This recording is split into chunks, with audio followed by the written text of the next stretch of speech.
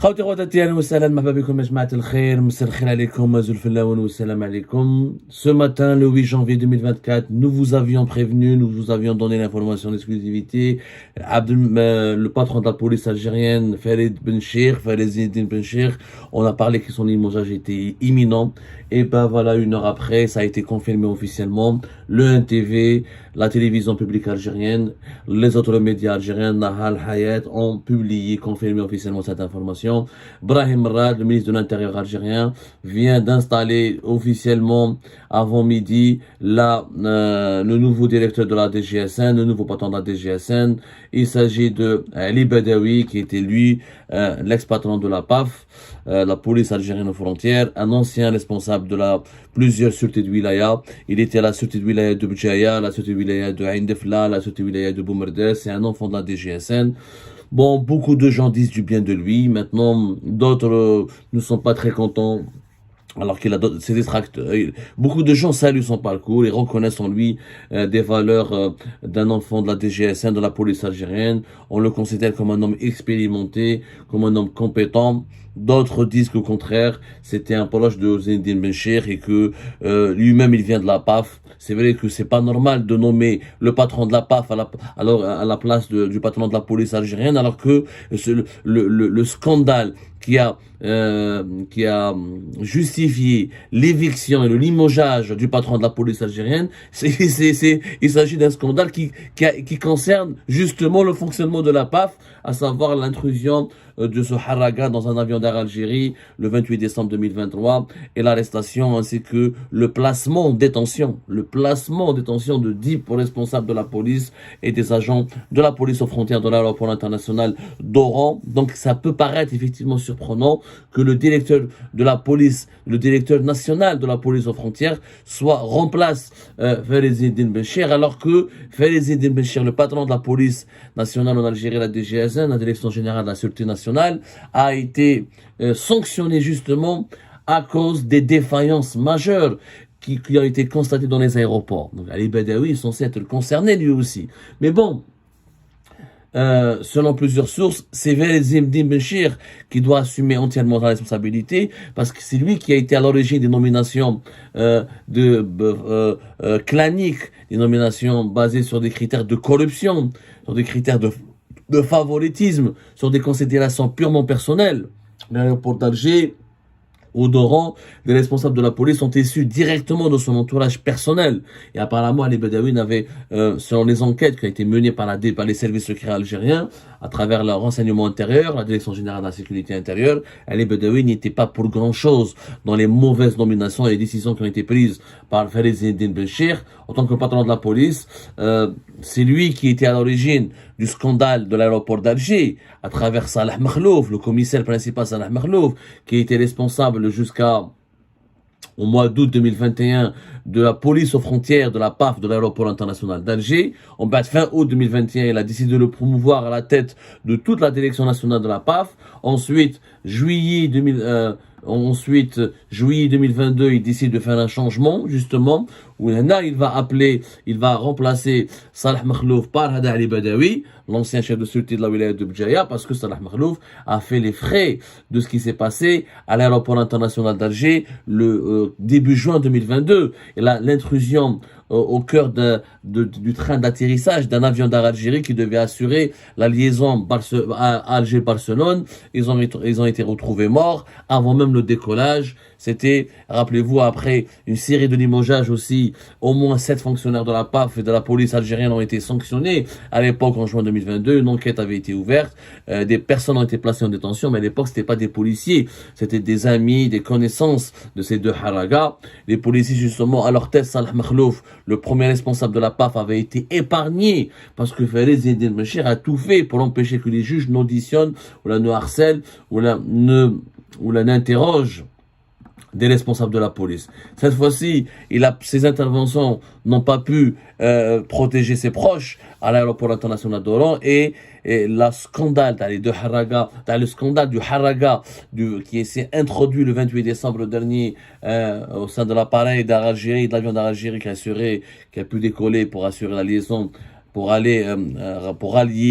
qui reliait Oran à Paris-Orly, c'était la goutte d'eau qui a fait déborder le vase. Mais en réalité, Fayez Eddine Béchir, comme on l'a dit dans la première émission, était dans le viseur. Il était dans le collimateur, Yajma'a. Il était dans le collimateur. Et son limogeage était à l'ordre du jour depuis octobre-novembre 2022. Depuis octobre-novembre 2022. Et son limogeage était notamment justifié. Et d'ailleurs, subhanallah, remarquez, on vous le fait remarquer en tout cas, il y a eu, comment on appelle ça, le limogeage du patron de la police algérienne a été limogé aujourd'hui, une année, jour pour jour, après les révélations d'Algérie Part à janvier 2023. Rappelez-vous, en janvier 2023, et d'ailleurs, c'était à cause de nos révélations, Fayez Eddine Béchir était exclu des réunions du Haut Conseil de sécurité pendant longtemps. Il n'a réintégré le Haut Conseil de sécurité qu'à pratiquement à partir de septembre 2023. Ensuite, en octobre-novembre, ses détracteurs sont revenus à la charge pour demander son limogeage sur la base des révélations qui ont été faites par Algérie Part. Nous avions prévenu, nous avions dénoncé Fayez Eddine Béchir depuis une année, en janvier 2023. Allez-y, vous vous souvenez certainement. Tous les lecteurs, les lectrices et les lecteurs d'Algérie Part, les abonnés d'Algérie Part, et toutes les Algériennes et les Algériens qui suivent l'actualité de près, se souviennent de nos révélations. Et de nos révélations très graves. Je dis bien de nos révélations très graves. On avait quand même démontré, preuve à l'appui, que Fayez Eddine Béchir était un homme d'affaires, qui s'était enrichi de façon illicite, qu'au moment où il était officier supérieur, au moment où il était responsable, l'un des dirigeants supérieurs de la police algérienne, il avait acquis un bar-hôtel à Paris, dans le 92, à Malakoff. On a sorti les papiers.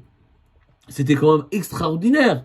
Qu'en 2015, quand il était inspecteur régional de la police, dans toute la région du sud-est à Ouargla, et qu'auparavant il était chef de sûreté de la wilaya de Béchar, et qu'auparavant il était chef de sûreté de la wilaya de Djidjel en 2011, de 2011 à 2015, il s'est constitué, il faisait des affaires avec son frère, il a racheté, il s'est lancé dans le business de l'hôtellerie et des bars à Paris.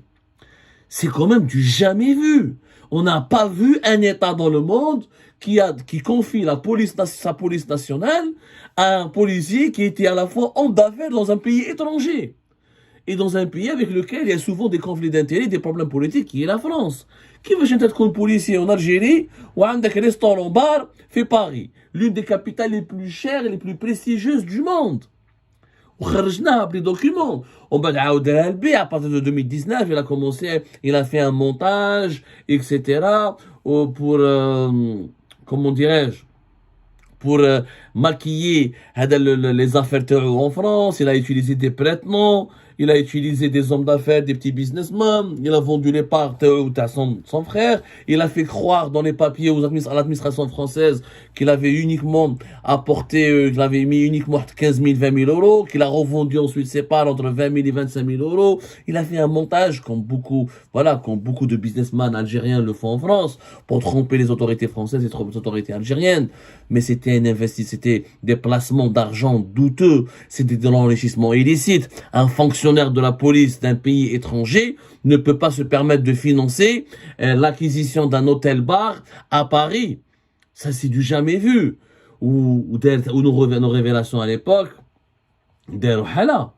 Rappelez-vous, Darou Hala, vous étiez très nombreux à suivre nos vidéos. Et ça nous a coûté très cher, ces révélations de l'harcèlement, des intimidations, des menaces. J'ai été menacé, on a voulu nous tuer,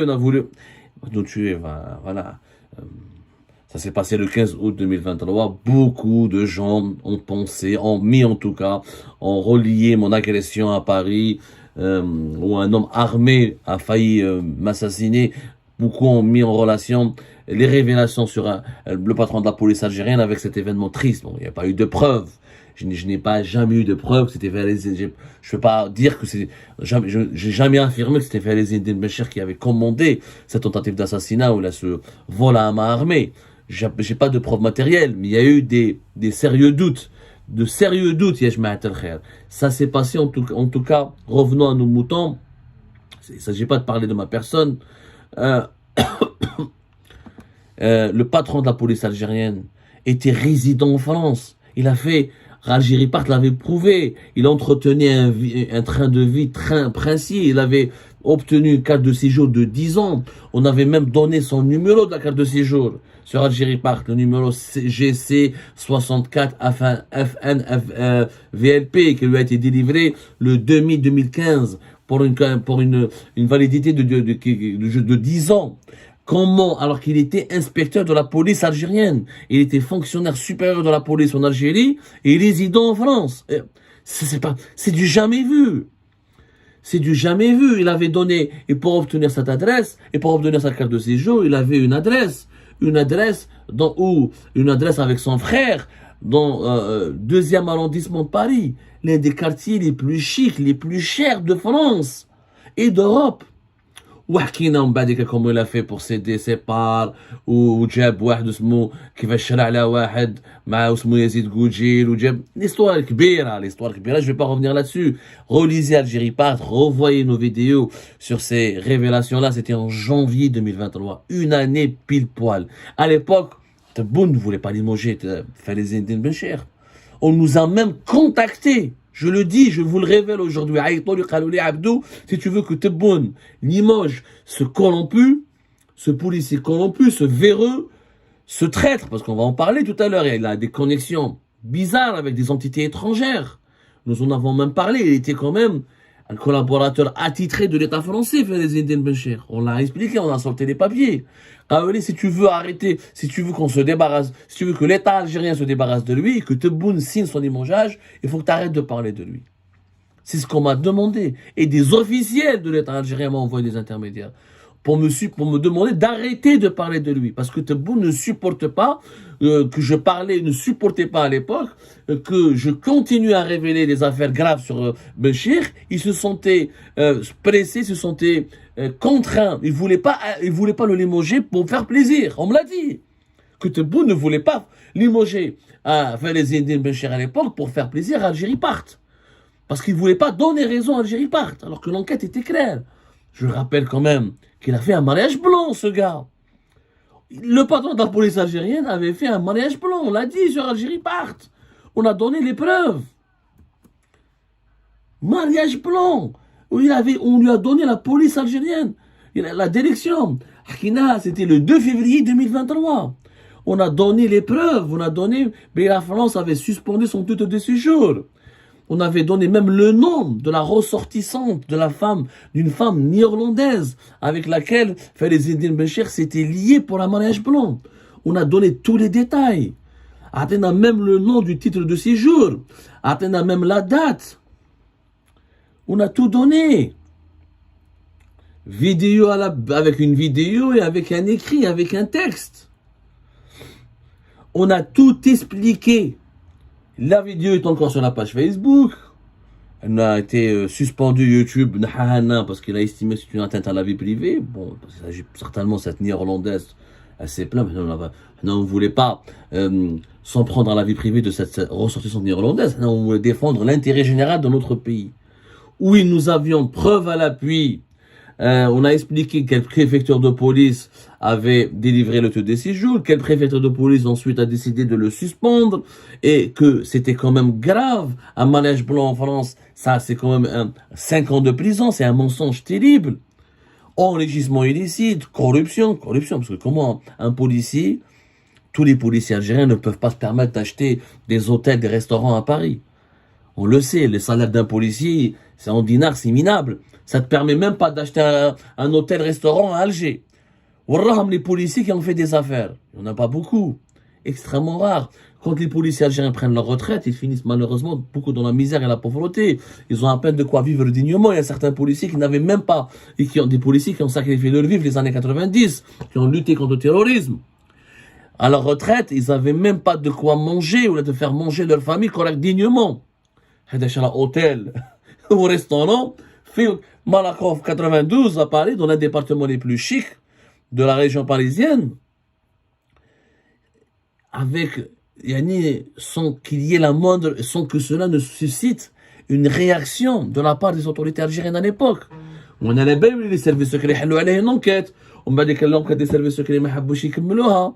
قال لك لا c'était une guerre de clans ou comme quoi ومن حصلوها في les services secrets ce sont les services secrets algériens qui ont donné l'information à Abdou Samar. Les services secrets n'étaient même pas au courant de l'histoire de Farid Eddine Béchir. Ils ont fait leur enquête en se basant sur nos révélations. Ils n'étaient même pas au courant qu'il avait fait un mariage blanc. Ils n'étaient même pas au courant. Si on avait sanctionné Ben Cheikh à l'époque, il n'y aurait pas eu toutes ces défaillances. Il n'y aurait pas eu le drame d'Oran, de l'aéroport d'Oran. Si on avait réellement fait des véritables enquêtes d'habilitation, si les services de sécurité secrets, notamment algériens, étaient outillés, étaient professionnels, étaient rigoureux dans leur travail d'enquête, ils auraient pu trouver qu'il y avait des histoires louches autour de ce Farid Eddine Béchir.